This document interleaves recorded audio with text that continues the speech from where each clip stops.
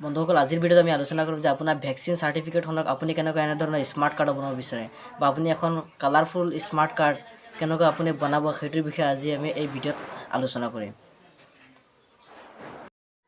পোনপ্ৰথমে আপুনি কি কৰিব লাগিব, আপোনাৰ কম্পিউটাৰ বা মোবাইলত যিকোনো এটা ৱেবছাইটত গৈ আপুনি কোৱিন ৱেবছাইটৰ পৰা আপোনাৰ যোনখন ভেকচিন চাৰ্টিফিকেট হয় সেইখন আপুনি ডাউনলোড কৰি ল'ব লাগিব। যদি আপোনাৰ অলৰেডি ডাউনলোড কৰা থাকে তেতিয়াহ'লে অসুবিধা নাই, আৰু যদি ডাউনলোড কৰা নাই তেতিয়াহ'লে আপুনি কোৱিন ভেকচিন চাৰ্টিফিকেটখন আপুনি ডাউনলোড কৰিব লাগিব। সেইকাৰণে আপুনি গুগলত গৈ আপুনি কোৱিন এপ্লিকেশ্যনটো ৰেজিষ্টাৰ কৰি ল'ব, আৰু ইয়াৰ পৰা আপুনি আপোনাৰ OTP চেণ্ড কৰি ৰেজিষ্টাৰ্ড নম্বৰ OTP চেণ্ড কৰি আপুনি এইটো ডাউনলোড কৰিব লাগিব। এতিয়া মোৰ চাৰ্টিফিকেটখন মই ডাউনলোড কৰি আছোঁ, ইয়াতে মই OTP চেণ্ড কৰি দিছোঁ।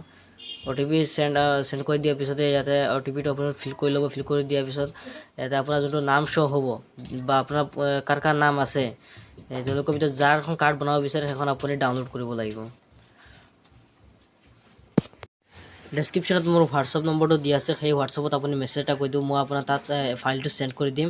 তাৰপিছত আপুনি সেই ফাইলটো আপোনাৰ ফটোশ্বপ 7.0ত আপুনি এড কৰিব লাগিব। ইয়াতে উইণ্ড'ত গৈ একশ্যন বাৰ আছে, একশ্যনত ক্লিক কৰি পেলাই আপুনি এড কৰিব লাগিব। মোৰ অলৰেডি এড কৰা আছে, তাৰপিছতো মই ডিলিট কৰি দি আছোঁ। ডিলিট কৰি দিয়াৰ পিছত আকৌ মই আকৌ নতুনকৈ এড কৰি ল'ম এইটো। ইয়াতে আপুনি ডিলিট কৰি পেলাই কৰিব পাৰিব, এড কৰিব পাৰিব।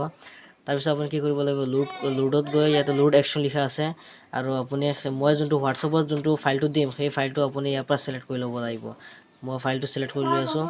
ছিলেক্ট কৰি দিয়াৰ পিছত ইয়াতে লোড অপশ্যনটো ইয়াতে লিখা আছে, আপুনি ইয়াতে লোডত ক্লিক কৰি দিব। তাৰপিছত আপুনি ইয়াতে একশ্যন বাৰ দেখিব পাৰিব যে ইয়াতে দেখুৱাই আছে যেন আপোনাৰ ফাইলটো এড হৈ গৈছে। তাৰপিছত আপুনি কি কৰিব লাগিব, ইয়াতে আপোনাৰ PDF যোনটো হয় ভেকচিনৰ PDF সেইটো আপুনি এড কৰি ল'ব লাগিব ফটোশ্বপত। ইয়াতে আপুনি 300 ৰেগুলেশ্যন দিব লাগিব। দিয়াৰ পিছত আপোনাৰ ফাইলটো আহি যাব। ফাইলটো অহাৰ পিছতে আপুনি কি কৰিব, আপোনাৰ ৰাইট ছাইডত যোনটো একশ্যন বাৰ হয় সেই একশ্যন বাৰতে লিখা আছে যে print2com.in ভেকচিন বুলি ইয়াত লিখা আছে। ইয়াতে আপুনি প্লে কৰি দিব। প্লে কৰি দিয়াৰ লগে লগে ইয়াতে অট'মেটিক আপোনাৰ ইয়াতে প্লে কৰি দিয়াৰ পিছত অট'মেটিক আপোনাৰ কাৰ্ডখন বনিব আৰম্ভ হৈ যাব। ইয়াতে দেখিব পাইছে যে আপুনি অট'মেটিকলি কাৰ্ডখন বনি আছে। তাত আপুনি একো কৰিব নালাগে, নিজে নিজে কামটো কৰি থাকিব, আৰু কামটো কৰি হোৱাৰ পিছতে আপোনাৰ যোনখন একচুৱেল চাইজ হয় সেই চাইজত আপোনাৰ কাৰ্ডখন সন্মুখত পাই যাব।